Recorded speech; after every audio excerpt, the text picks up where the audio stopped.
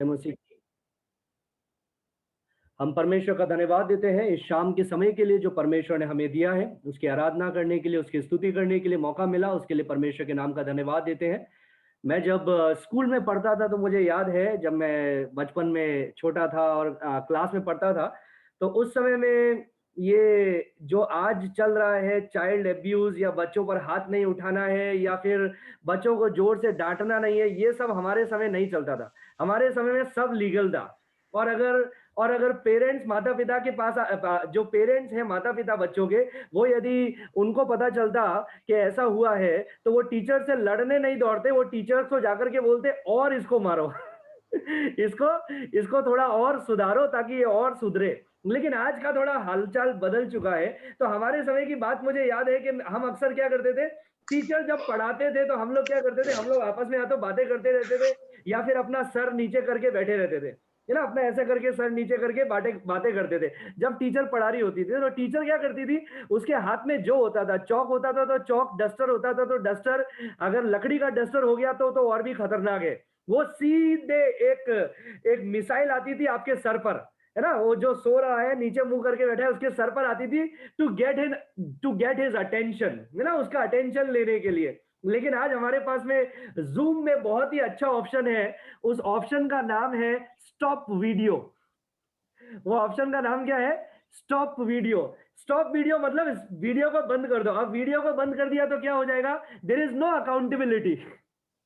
Once you stop the video there is no accountability. Accountability नहीं रहती है। फिर भले ही हम खाना बनाते रहे या हम कुछ और काम करते रहे और वचन सुनते रहे, इट्स ओके। लेकिन मैं आपको बताना चाहूंगा इस शाम के समय, if you are presentable, I know Ranjit भैया के यहाँ पर काफी रात हो रही है और इस कारण से वो अपने वीडियो को चालू नहीं कर पा रहे हैं, लेकिन आप में से बाकी जितने भी लोग हैं, अगर you can put on your video, if you are presentable please put on your video. If you are not presentable, from next week onwards presentable बन जाइएगा और वीडियो को चालू रखिएगा। ये गुजारिश है। इससे क्या होगा पता है? इससे क्या होगा? You will be attentive and there will be an accountability. नहीं तो मुझे ऐसा लगेगा कि यहाँ पर खाली बॉक्स बने हुए हैं, उनमें सिर्फ उन लोगों के नाम लिखे हुए हैं। So I am talking to the empty chairs, it feels like that. तो ऐसा नहीं होना चाहिए, इसलिए वीडियो को चालू रखिएगा और तीन चीजें अपने पास में हमेशा रखिएगा from next week onwards.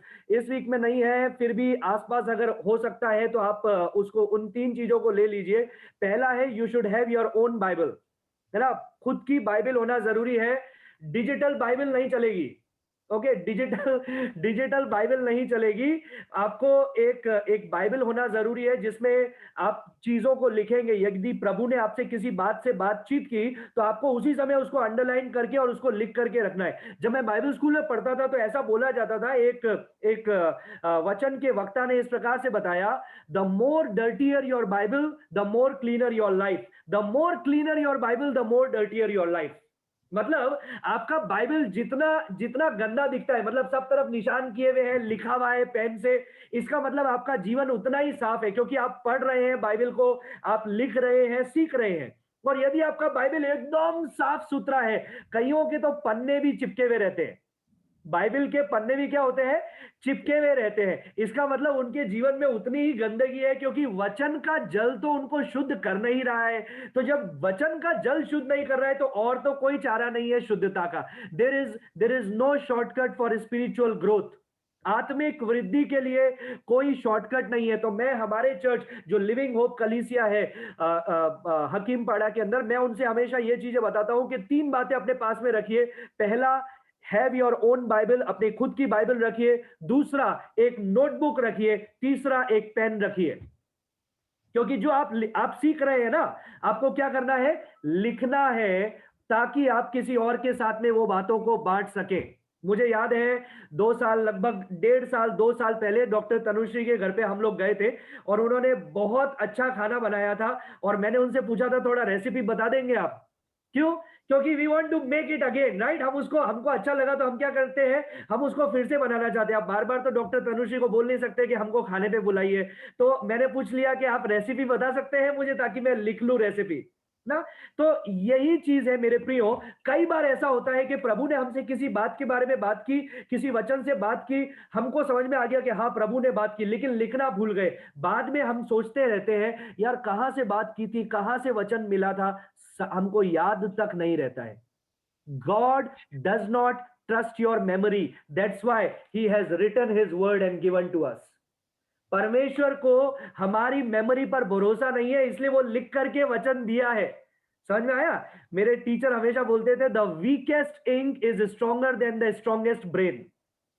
The weakest ink is stronger than the strongest brain, मतलब जो स्याही ज्यादा ज्यादा भारी नहीं है, गाढ़ी नहीं है, हल्की स्याही भी एकदम तेज दिमाग से ज्यादा तेज होती है। तो मेरे प्रियो, इस बात को याद रखें, ये तीन चीजें अपने पास में रखें। आप सभी पिताओं को, जितने फादर्स यहां पर हैं, आप सभी को हैप्पी फादर्स डे की, पिता के दिवस की बहुत बहुत शुभकामनाएं। कितना अजीब लग रहा है ना, फादर्स डे को हिंदी में बोल करके पिता का दिवस है ना।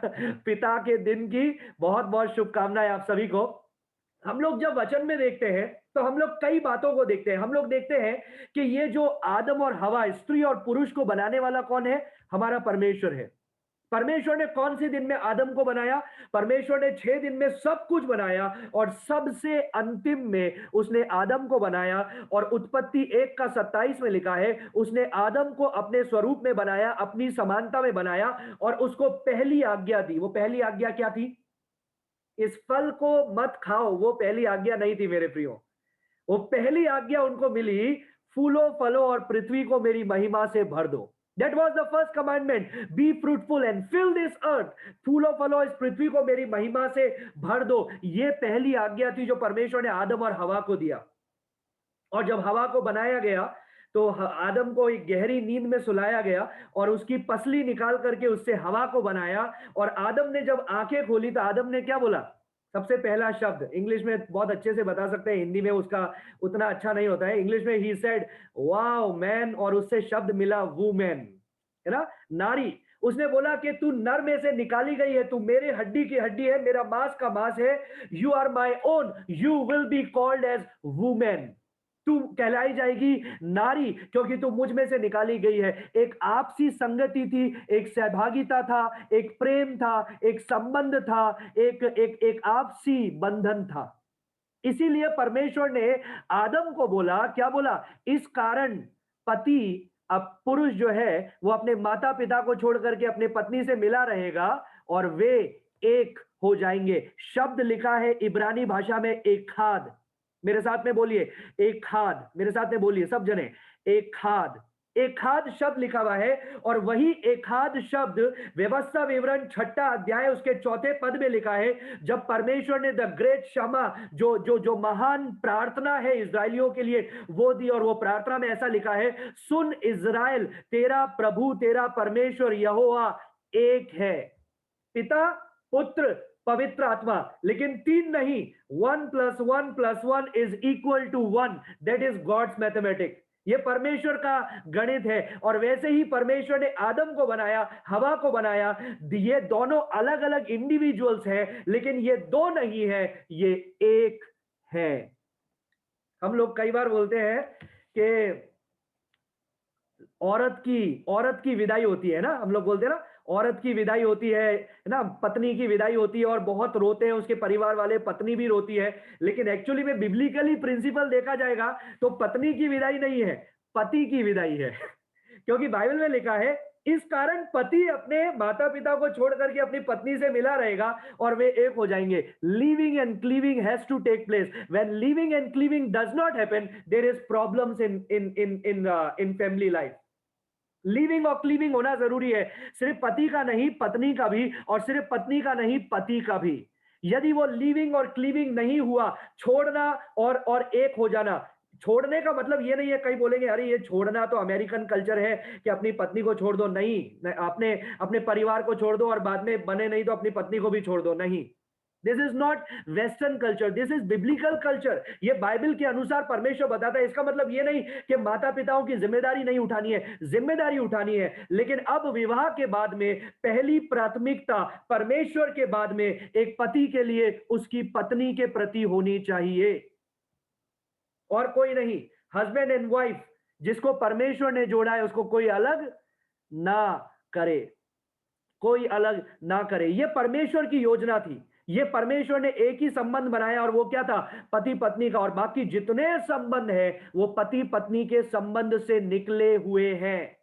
बच्चों का संबंध देखो, माता पिताओं का संबंध देखो, अंकल आंटी का संबंध देखो, दोस्तों का संबंध देखो, रिश्तेदारों का संबंध देखो। जितने संबंध आप देखेंगे वो सारे संबंध पति पत्नी के संबंध से निकले गए हैं। और जब परमेश्वर पिता अपने और कलीसिया के संबंध को बताना चाहता है तो उसने पति और पत्नी का उदाहरण लिया और उसने कहा वो दुल्हा है और हम उसकी दुल्हन हैं। आमीन।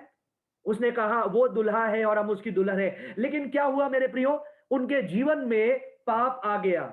उत्पत्ति 3 अध्याय में उन्होंने परमेश्वर की आज्ञा को नहीं माना, सृष्टिकर्ता को छोड़ करके सृष्टि की आज्ञा को माना, और यहीं पर उनके जीवन में पाप आ गया। और जब जीवन में पाप आ गया तो आदम ने 3 अध्याय के एक पद के अंदर 6 बार एक ही वर्ड्स में 6 बार उसने बोला मैं नंगा था, मैंने फल खाया, मैंने ऐसा किया। 6 बार उसने instead of we he said I. वो संबंध कहां गया? और उसकी पत्नी के बारे में उसने क्या बोला पता है? जिस नारी के बारे में कुछ ही समय पहले उसने बोला था कि ये नर में से निकाली गई है, ये नारी होगी, उसी व्यक्ति ने, आदम ने पाप आने के बाद में कहा हे प्रभु, जिस स्त्री को तूने बनाया और मेरे साथ में रखा उसने मुझे ये फल दिया और मैंने खाया और मैं पाप में पड़ गया। मतलब मेरी गलती नहीं है, स्त्री की गलती है, और स्त्री से ज्यादा तेरी गलती है कि तूने उसको बनाया और मेरे साथ में रखा। ना तू बनाता, ना मेरे साथ में रखता, ना वो फल खाती और ना मुझे देती और ना पाप आता। तो मेरी गलती नहीं है प्रभु, ये इसकी गलती है। Clash started happening when sin entered the life. मेरे प्रियो, पिता होने से पहले वो एक पति है, और पति होने के पश्चात सेकंड प्रमोशन होता है, वो क्या है? पिता। पिता। ये जो रिलेशनशिप है इट्स लाइक अ ट्राइंगल, ये एक ट्राइंगल की जैसे है। यहां पर हस्बैंड वाइफ और उसका परिवार है, और यहां पर परमेश्वर है। जितना करीब वो परमेश्वर के जाएंगे उतना करीब वो एक दूसरे के जाएंगे, और जितना दूर एक दूसरे परमेश्वर से जाएंगे उतना दूर एक दूसरे से भी जाएंगे। इसीलिए इसीलिए परमेश्वर का वचन पौलुस इस प्रकार से बताता है, असमान जुए में ना जुतो, असमान जुए में ना जुतो। That's why the first and foremost responsibility before getting married to a certain person is to identify whether he or she know the Lord, whether they are born again or not. क्या वो प्रभु को जानते हैं या नहीं जानते? क्यों? क्योंकि यदि प्रभु को नहीं जानते हैं तो आप तो अपने चाल चलन में प्रभु के नजदीक होंगे, वो प्रभु से दूर होंगे, तो एक दूसरे के साथ में भी संबंध में परेशानियां आने लग जाएगी।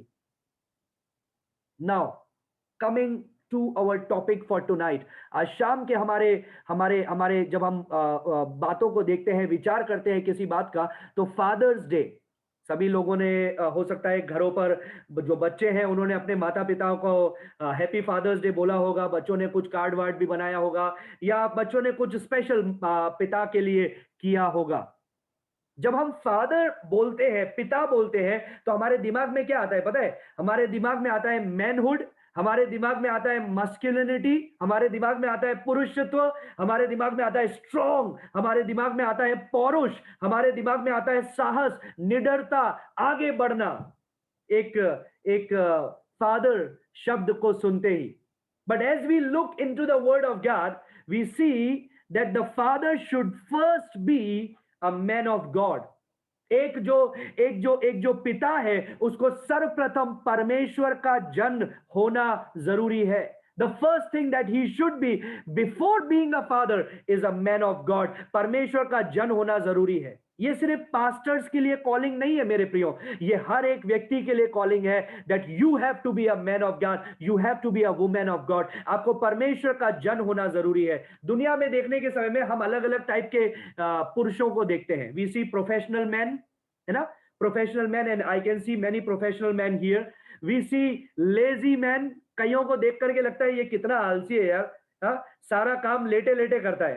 हाँ, अपनी पत्नी से ही सब मेरे को आकर के दो, मैं बस लेटा रहूंगा। लेजी मैन, आलसी व्यक्ति। हम लोग कई बार ये भी देखते हैं वुमेन्स मैन, है ना? मतलब जो भी दूसरे बोलेंगे, जो भी कोई और बोलेगी, उसके पीछे पीछे हाँ हाँ हाँ, आप सही है, आप जो बोल रहे हैं वो सही है। They don't have their own stand, उनका खुद का कोई कोई स्टैंड ही नहीं है। We also see drunkard man, जिन्होंने अपनी पूरी जिंदगी शराब को दे दी है। We also see people who does not take care of their family. कई ऐसे आदमियों को भी, पुरुषों को भी देखते हैं जो अपने अपने कार्य को सही रीति से नहीं करते हैं। लेकिन आइए हम परमेश्वर के वचन में शाम के समय देखेंगे 5 qualities to be a godly man, to be a godly father. सिर्फ पिता होना जरूरी नहीं है। पिता, भक्तिपूर्ण पिता, ऐसा पिता जो परमेश्वर से प्रेम करता है, वो बनना जरूरी है।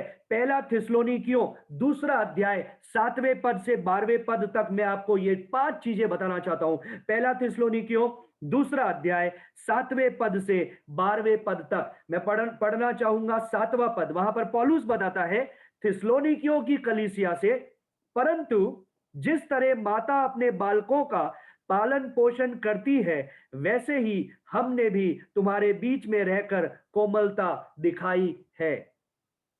सर्वप्रथम यदि इसको देखा जाए तो ये पौलुस और कलीसिया, मतलब परमेश्वर के एक जन और कलीसिया के बीच के संबंध को बताता है। लेकिन यदि हम इसको गौर से देखें तो ये एक एक एक पिता और बच्चों का संबंध को भी बताता है। मैंने आज हमारी चर्च के अंदर सुबह में बोला, if you are if I am the leader, if I am leading your church, अगर मैं इस कलीसिया की अगुवाई कर रहा हूं, सो अगर स्पिरिचुअली देखा जाएगा तो वो कलीसिया के जो लोग हैं, they are like the spiritual children. और जो जो कलीसिया का पासवान है, जो उनकी अगुवाई कर रहा है, प्रभु में आगे बढ़ा रहा है, they are like the father. They play the role of the father. वो एक पिता की भूमिका को निभाते हैं। और पिता की भूमिका क्या है मेरे प्रियो? पिता की भूमिका है उसकी देखभाल करना, उसका पालन पोषण करना, उसको सुरक्षित रखना, उसके लिए प्रार्थना करना, उसको आगे बढ़ाना। जिस प्रकार से एक सांसारिक पिता अपने बच्चों के प्लेट में भोजन देता है, वैसे ही एक कलीसिया के अगुवे की जिम्मेदारी है आत्मिक पिता होने के नाते उसको आत्मिक भोजन देना। जिस प्रकार से एक सांसारिक पिता अपने बच्चों को सुरक्षित रखता है हर एक प्रकार की मुश्किलों से, वैसे ही एक आत्मिक पिता की जिम्मेदारी है कलीसिया के लोगों के लिए प्रार्थना करना और उनको सही रीति से सुरक्षा में आगे बढ़ाना। So I am going to contrast this. मैं इसको थोड़ा सा कॉन्ट्रास्ट करूंगा और एक पिता और बच्चों के संबंध को बताना चाहूंगा। सर्वप्रथम words 8 point number 1, words 8 point number 1, वहां पर 8वें पद में कहता है, वैसे ही हम तुम्हारी लालसा करते हुए ना केवल परमेश्वर का सुसमाचार पर अपना अपना प्राण भी तुम्हें देने को तैयार थे, इसलिए कि तुम हमारे प्रिय हो गए थे। हिंदी में लिखा है तुम हमारे प्रिय हो गए थे। इंग्लिश में बहुत सुंदर लिखा है, इंग्लिश में लिखा है we loved you so much. हमने तुमसे इतना प्रेम किया, we loved you so much that we were delighted to share with you not only the gospel of God but also our lives as well. हमने तुमसे इतना प्रेम किया कि ना सिर्फ परमेश्वर का सुसमाचार तुम्हारे साथ में बांटा, लेकिन अपने जीवन को भी तुम्हारे साथ में बांट दिया, तुम्हारे साथ में बांट दिया। सबसे पहला quality, what is the first quality of a godly father? एक भक्तिपूर्ण पिता का सबसे पहला चरित्र या सबसे पहला गुण, परमेश्वर का वचन हमें क्या बताता है इस शाम के समय? अ godly father is a loving person.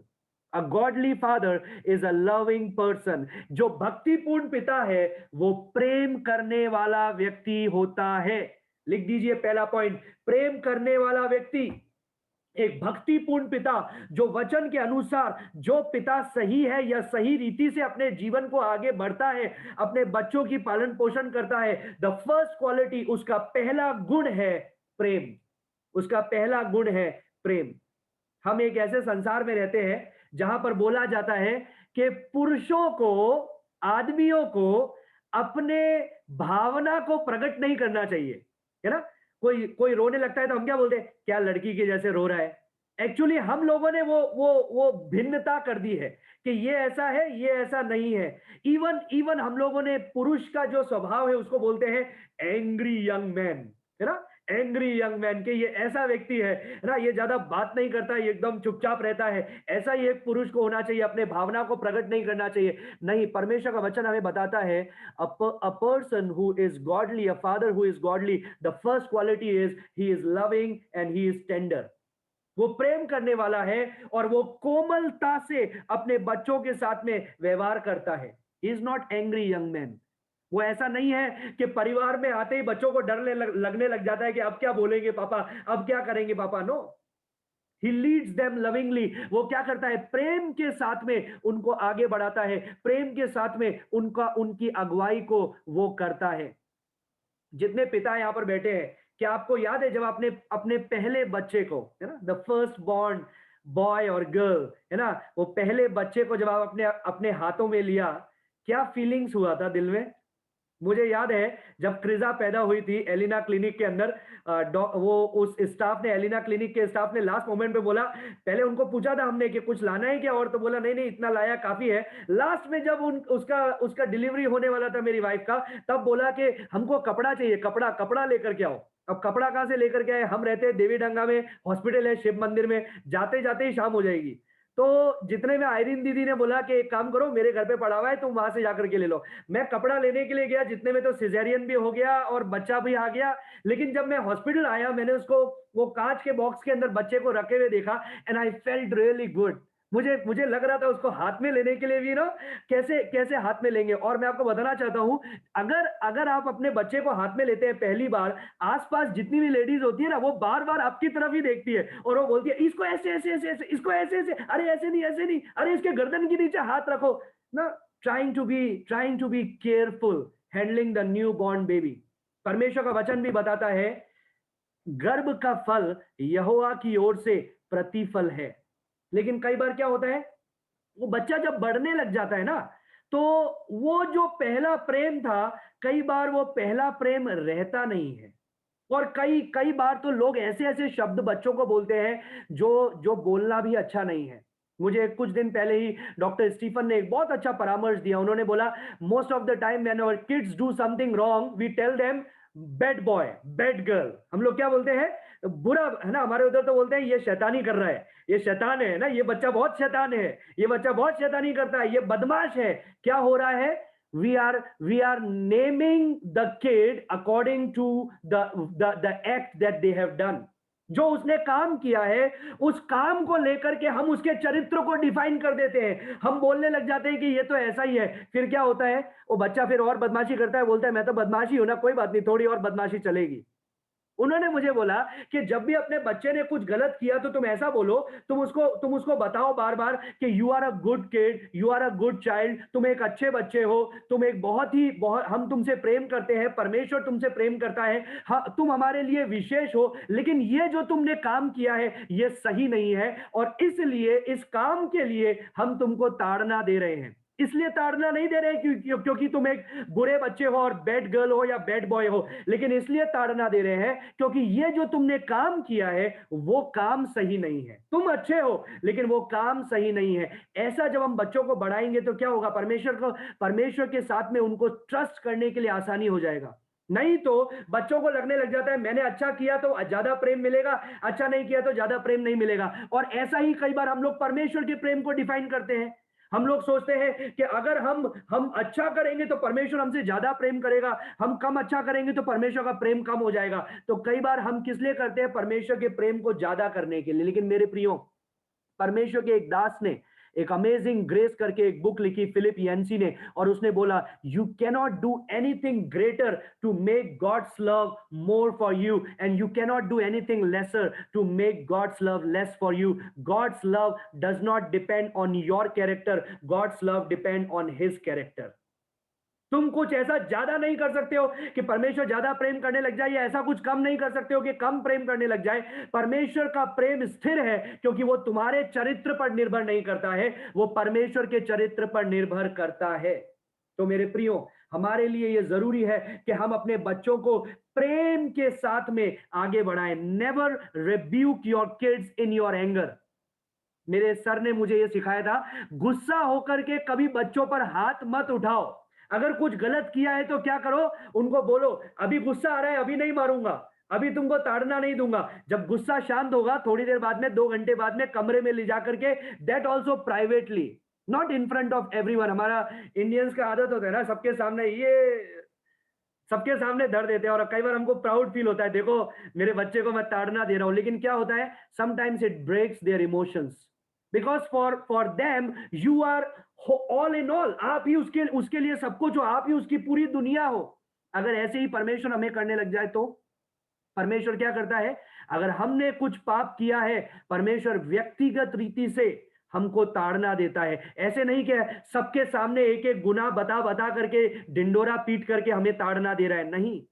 He gives us time. So let us love the same way that the Lord loves us. Verse number 8 में एक और चीज बताया है, वो बोलता है कि हमने अपने प्राण को भी तुम्हें दे दिया है, अपने प्राण को भी तुम्हें दे दिया है। Second thing, godly father should be transparent.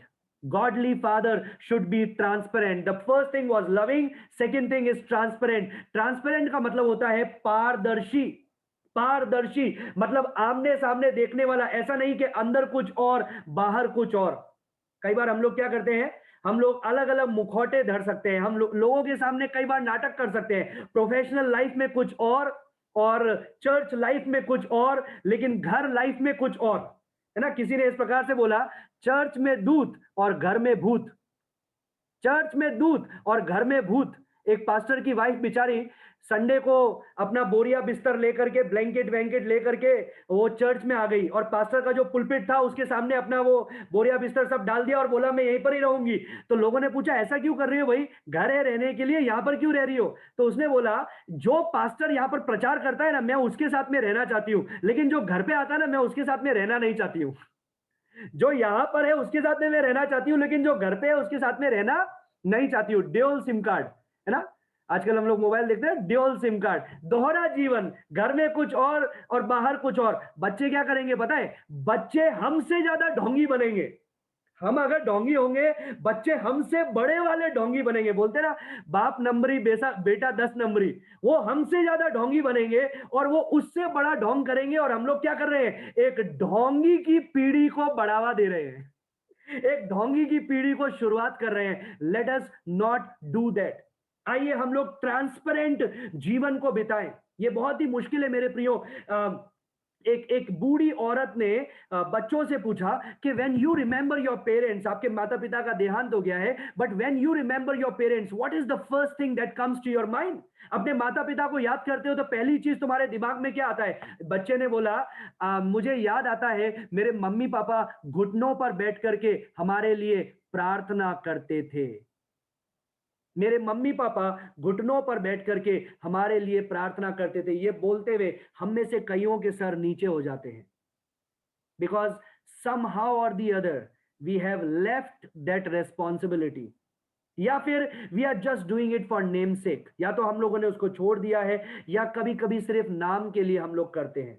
मेरे प्रियो, ये that is the first responsibility of a father. He need to be transparent, he need to give his life. उसका जीवन देना जरूरी है, उसको ट्रांसपेरेंट होना जरूरी है। गॉड्स वर्ड टेल्स अस, परमेश्वर का वचन हमें बताता है कि जो पिता है वो अपने घर पर एक प्रीस्ट की भूमिका निभाता है, एक प्रॉफिट की भूमिका निभाता है, और एक किंग की भूमिका निभाता है। किस तरह से profit? He declares the word of God. ये परमेश्वर ने पिताओं को ये आज्ञा दी है कि तुम अपने बच्चों को मेरे वचन को सिखाओ। आप एक पद को लिख दीजिएगा, बाद में पढ़िएगा। व्यवस्था विवरण 6:1-9, Deuteronomy chapter 6 verse 1-9, write it down. कब बाद में आप पढ़िएगा, व्यवस्था विवरण 6 उसका 1-9। उस पद में स्पष्ट लिखा हुआ है कि जिन बातों को तुम सुन रहे हो उसको अपने दीवारों पर लगाओ, घरों पर लगाओ, अपने माथे पर लगाओ, चलते हुए, उठते हुए, सोते हुए, जागते हुए अपने बच्चों को इन बातों की शिक्षा दो। सो टू ऑल द फादर्स, आप सभी पिताओं से और मुझसे भी, इवन टू माई सेल्फ, मैं अपने आप से भी ये बोल रहा हूं, It is my responsibility to work as a prophet in the household first and then to the community. ये मेरा कर्तव्य है कि मैं अपने घर पर सर्वप्रथम भविष्यवक्ता की भूमिका निभाऊं, परमेश्वर के वचन को सिखाने की भूमिका निभाऊं और फिर बाहर जाकर के परमेश्वर के वचन को सिखाऊं। You know why we don't have perfect churches now? हमारे पास में सिद्ध कलीसिया क्यों नहीं है? Why we have so many problems in the churches? क्योंकि कई बार वो परिवार में प्रॉब्लम है, और परिवार में प्रॉब्लम है क्योंकि इंडिविजुअल्स में प्रॉब्लम है। तो चर्च किससे बने हैं? चर्च परिवारों से बने हैं। तो जब परिवार में ही परमेश्वर का वचन प्रचार नहीं किया जाएगा, जब परिवार ही परमेश्वर के वचन को कमिटेड होकर के नहीं सिखाएगा, तो पास्टर बेचारे क्या करेंगे? अगुए बेचारे क्या करेंगे? वो तो संडे को सिर्फ 1-2 घंटे प्रचार करते हैं, उसके अंदर भी आधे लोग सुनते हैं, आधे लोग सुन करके निकाल देते हैं। लेकिन परमेश्वर का वचन कहता है, in the household you are a prophet, not only prophet, you are a priest. Priest का क्या काम होता था पुराने नियम में? प्रीस्ट का काम होता था लोगों की मध्यस्थता करना परमेश्वर के सामने। आपको पता है अयूब, लिख दीजिए Ayub, Job chapter 1 verse 4 and 5, read it later. Job chapter 1 verse 4 and 5, Ayub उसका 1, उसका 4 से 5, वहां पर अयूब में इस प्रकार से लिखा है कि जब अयूब के बच्चे अपने जन्मदिन को मनाते थे और एक साथ मिलकर के पीते खाते थे, तो 5वें पद में लिखा है कि अयूब सुबह सुबह उठ करके उनके लिए होम बलि चढ़ाता था, उनके लिए प्रार्थना करता था। क्या पता उन्होंने अपने मनोरंजन में परमेश्वर को बुरा भला कहा हो या कुछ ऐसे अपवित्रता की बात कही हो। माय डियर फ्रेंड्स, ये हमारे लिए जरूरी है कि हम अपने बच्चों के लिए आंसू बहाएं।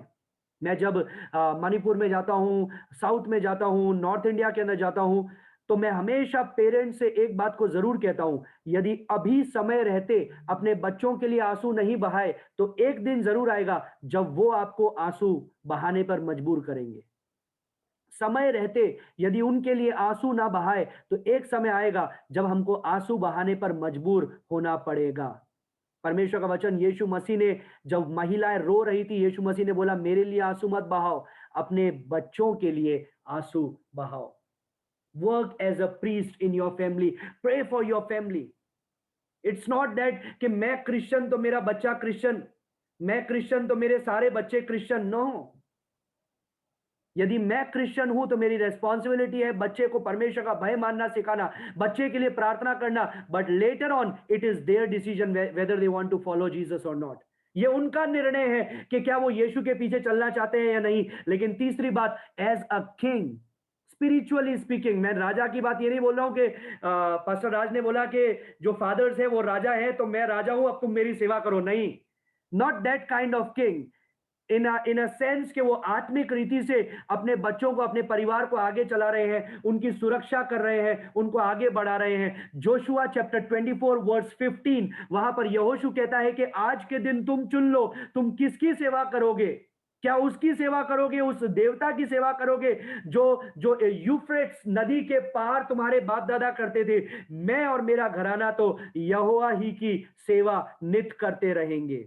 वर्स नंबर 9, पहला थिस्सलुनीकियों 2:9, a godly father is not only a loving father, a godly father is not only a transparent father, लेकिन 9वें पद में लिखा है, क्योंकि हे भाइयों तुम हमारे परिश्रम और कष्ट को स्मरण रखते हो, हमने इसलिए रात दिन काम धंधा करते हुए तुम में परमेश्वर का सुसमाचार प्रचार किया कि तुम में से किसी पर भार ना हो।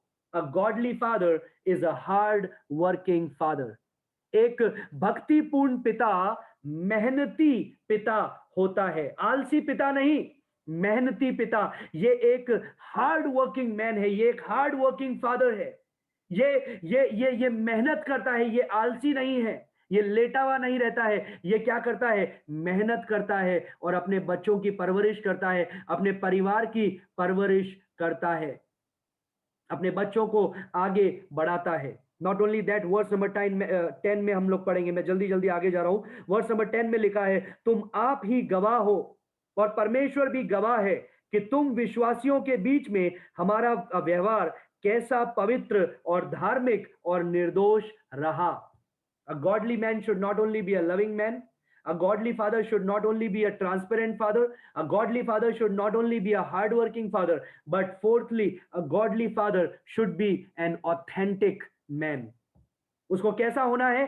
असली व्यक्ति होना है, ना सिर्फ प्रेम करने वाला, ना सिर्फ पारदर्शी, ना सिर्फ मेहनती, लेकिन चौथी बात, उसको असली व्यक्ति होना है। ढोंग नहीं, नकलीपन नहीं, लेकिन असली व्यक्ति उसको होना जरूरी है। यहां पर पौलुस इस प्रकार से बताता है कलीसिया के लोगों को कि हम तुम्हारे बीच में थे, तुमने हमारा व्यवहार देखा कि हम कैसे पवित्र, धार्मिक और निर्दोष रहे। Now was Paul perfect? क्या पौलुस सिद्ध था? नहीं, he was not perfect. He was just as imperfect as you and me. आपके और हमारे तरह ही वो इम्परफेक्ट था। लेकिन यू नो व्हाट, उसने purposefully, not perfectly but purposefully वो कलीसिया की अगुवाई करने लगा। वैसे ही मेरे प्रियो, हमें जरूरी है कि हम असली बन करके, ढोंग के जैसे नहीं, but to be an authentic man. हम असली तौर पर अपने बच्चों की, अपने परिवार की परवरिश करें, अपने बच्चों को आगे बढ़ाएं। And lastly, verse number 11 and verse number 12, तुम जानते हो कि जैसे पिता अपने बालकों के साथ व्यवहार करता है, वैसे ही हम भी तुम में से हर एक को उपदेश करते, शांति देते और समझाते थे कि तुम्हारा चाल चलन परमेश्वर के योग्य हो, जो तुम्हें अपने राज्य और महिमा में बुलाता है। वो बोल रहा है कि हम तुम्हारे बीच में थे, पिता जैसे अपने बच्चों से व्यवहार करता है, वैसा ही हमने तुम्हारे साथ में व्यवहार किया, तुम्हें उपदेश दिया, तुम्हें शांति दी, तुम्हें समझाया, क्या? ताकि तुम्हारा चाल चलन परमेश्वर के योग्य होता जाए। अ godly father should have a positive influence in his home. Fifth point, पांचवा बिंदु, अ godly father should have positive influence in his home. एक भक्तिपूर्ण पिता को अपने घर पर पॉजिटिव इन्फ्लुएंस रखना जरूरी है, सकारात्मक इन्फ्लुएंस रखना जरूरी है। Even when we correct our children, जब हम अपने बच्चों को करेक्ट भी करते हैं, it should not be in a destructive way but in a constructive way. मेरे पिता जो थे, वो बहुत ताड़ना देते थे, वो बहुत हमको डंडे से, बहुत हमको बचपन में बहुत पड़ा है। और मेरे पिता हमेशा बताते थे कि किस प्रकार से ताड़ना देनी है। एक पिता का जो कार्य होता है वो कुम्हार की जैसे होता है, लाइक अ पॉटर। पॉटर क्या करता है? जो क्ले का पॉट बनता है उसको बाहर से क्या करता है? मारता है ना? बाहर से क्या कर रहा है? वो उसको मार रहा है ताकि वो सही शेप में आए। लेकिन अगर सिर्फ बाहर से मारेगा तो वो टूट जाएगा। वो क्या करता है? अंदर से एक हाथ लगाता है, बाहर से उसको मारता है। अंदर से हाथ नहीं लगाया तो क्या होगा? वो मारेगा तो सही, लेकिन वो सही दिशा में नहीं आएगा, वो टूट जाएगा। ऐसे ही कईयों के परिवार में टूटने की अवस्था आती है, टूटने की अवस्था आती है। क्यों? Because there is no positive influence, there is no positive influence. Let me tell you, आपके चरित्र, हमारा चरित्र, हमारा व्यवहार, हमारे कार्य की कितना हमारा कार्य व्यस्त है, या हम कितने बिजी है लाइफ में, या हम कितनी चीजों को करते हैं, या हम कितने थके हुए हैं, इस पर हमारा हमारा चरित्र डिपेंड नहीं करना चाहिए कि मैंने ऐसा किया क्योंकि ऐसा था, मैंने ऐसा किया क्योंकि ऐसा हुआ था, इसलिए मुझे गुस्सा आ गया, इसलिए मैंने हाथ उठा दिया, इसलिए मैंने ऐसा कर दिया। No, it should be in a positive manner. एक पॉजिटिव रीति से हमारे अपने बच्चों को, हमारे बालकों को हमें आगे बढ़ाना है, उपदेश देते हुए, शांति के साथ में और समझाते हुए। हमारा एक ही हमारा लक्ष्य है। ये लक्ष्य नहीं है कि वो बहुत बड़े अफसर बन जाए, ये तो हो सकता है, लेकिन हमारा सबसे बड़ा लक्ष्य क्या है? कि वो परमेश्वर के चाल चलन के अनुसार उनका चाल चलन परमेश्वर के योग्य होता जाए, जिसने उन्हें महिमा में और राज्य में बुलाया है, महिमा में और राज्य में बुलाया है। मेरे प्रियो, हम जो बोल रहे हैं हमारे बच्चे उसको फॉलो कर रहे हैं। मुझे आज तक याद है, हमारे जेसन सर जो गोवा बाइबल स्कूल के प्रेसिडेंट और मेरे मेरे स्पिरिचुअल अगुए रह चुके हैं, स्पिरिचुअल अगुए आज भी हैं। और उन्होंने मुझे एक बात बताया, उन्होंने बोला कि वो और उनका छोटा बेटा ओस्विन, वो समुद्र के किनारे चल रहे थे। अचानक उनके बेटे ने आवाज दी, पापा, डैडी डैडी। तो पापा ने पीछे मुड़ करके देखा, तो बच्चा क्या कर रहा है, उनका जो फुट स्टेप्स बन रहा है उस जमीन पर, वो बच्चा क्या कर रहा है, उसके अंदर अपने पैरों को रख रहा है, उसके अंदर अपने पैरों को रख रहा है। तो ये देख करके उनको हंसी आई, और जितने में उनके बच्चे ने चिल्ला करके बोला, daddy I am following your foot steps, मैं आपके पद चिन्हों पर चल रहा हूं। ये सुनते ही उनको हंसी भी आई कि बच्चा कैसे बड़े बड़े पैर रख करके चलने की कोशिश कर रहा है। लेकिन उसी समय पवित्र आत्मा ने उनको बोला कि तुम्हें तुम्हारे चाल चलन को गौर से देखने की आवश्यकता है, क्योंकि generations are following you, not only your children but the whole generation is following you.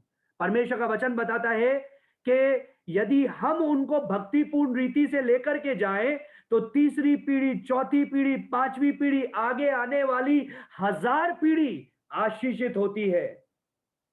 लेकिन यदि नहीं करें तो उसका प्रतिफल भी उनकी चौथी पीढ़ी तक उनको भुगतना पड़ता है। यह परमेश्वर का वचन हमें बताता है।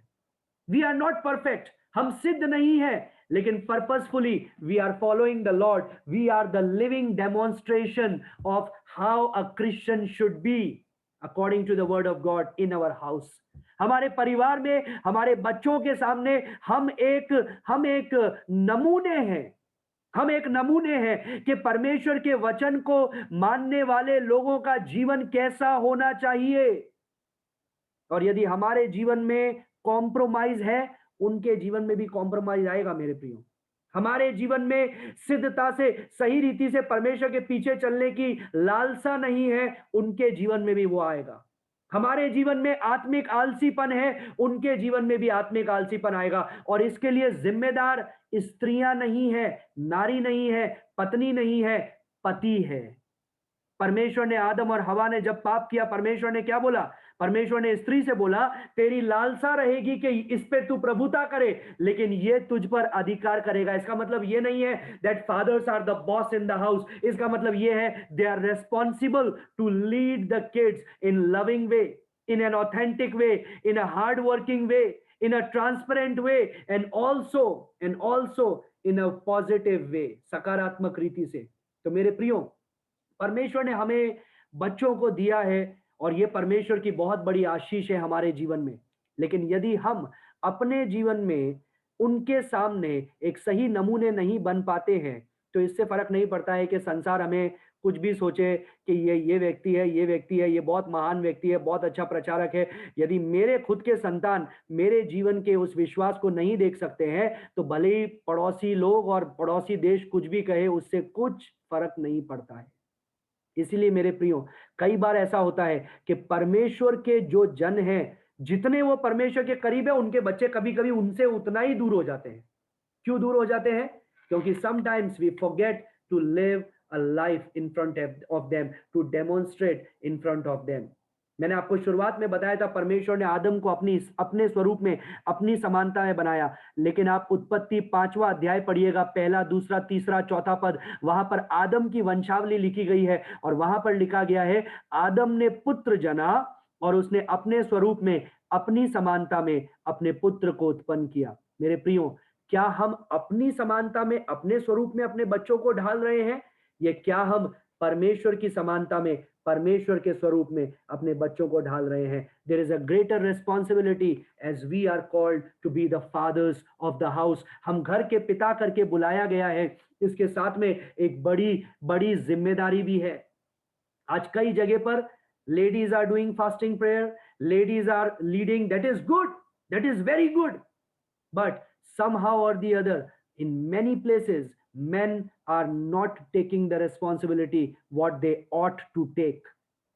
जो करना चाहिए वो नहीं कर पा रहे हैं। आत्मिक अगुवाई मेरे प्रियो, हमारे अपने परिवार में पुरुषों को दिया गया है, पिताओं को दिया गया है कि वो अपने परिवार को लेकर के आगे बढ़े। I am glad that there are many fathers over here. मैं बहुत खुश हूं कि यहाँ पर बहुत सारे पिता हैं, and as a young father I am learning things. मैं चीजों को सीख रहा हूं, but when I learn things, I try to learn from the word of God. हम लोग आज, हमारे पास में गूगल है, और हम लोग गूगल करते हैं how to be a good father और how to be a good mother. ऐसा हो रहा है, तो अब हमें क्या करना चाहिए? We Google it instead of Bible में जाने से ज्यादा हम लोग क्या करते हैं? गूगल करके देखते हैं, मेरे बच्चे का ऐसा व्यवहार हो रहा है, अब उसको कैसे बढ़ाना है। माय डियर फ्रेंड्स, गूगल हमको गूगल में ही लेकर के चला जाएगा। हम परमेश्वर के वचन के अनुसार अपने परिवार की, अपने बच्चों की अगुवाई करें। Let's be not only a father, not only a loving father, but also a godly father in 2021, 2022, 2021, 2022 में यदि घर पे व्यक्तिगत प्रार्थना नहीं चल रही है, व्यक्तिगत प्रार्थना शुरू कीजिए, वचन पढ़ना शुरू कीजिए, एक दूसरे को अगुवाई करना चालू कीजिए और आप देखेंगे आपके परिवार में परमेश्वर कितनी आशीष देगा। The family who praise together is the family which stage together. परमेश्वर इस वचन के द्वारा हम में से प्रत्येक को इस शाम के समय आशीष दे। Thank you. सरराज, आपको बहुत बहुत धन्यवाद। प्रभु ने हम सबको आशीष दिए है, बहुतायत से आशीष दिए हैं और